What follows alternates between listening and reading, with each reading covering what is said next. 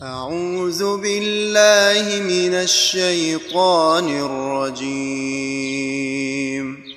بسم الله الرحمن الرحيم. إن هذا القرآن يهدي للتي هي أقوم ويبشر المؤمنين الذين يعملون الصالحات أن لهم أجرا كبيرا وأن الذين لا يؤمنون بالآخرة أعتدنا لهم عذابا أليما. ويدعو الإنسان بالشر دعاءه بالخير وكان الإنسان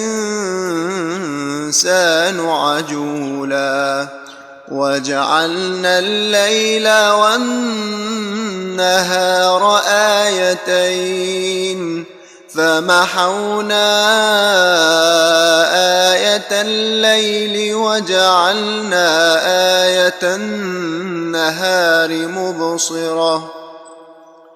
مبصرة لتبتغوا فضلا من ربكم ولتعلموا عدد السنين والحساب وكل شيء فصلناه تفصيلا. وكل إنسان ألزمناه طائره في عنقه ونخرج له يوم القيامة كتابا يلقاه منشورا.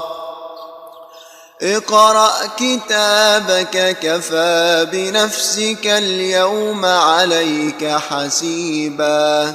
من اهتدى فإنما يهتدي لنفسه ومن ضل فإنما يضل عليها ولا تزر وازرة وزر أخرى وما كنا معذبين حتى نبعث رسولا.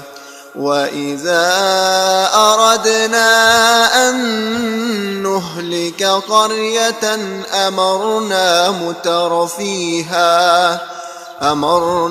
متر فيها ففسقوا فيها فحق عليها القول فدمرناها تدميرا.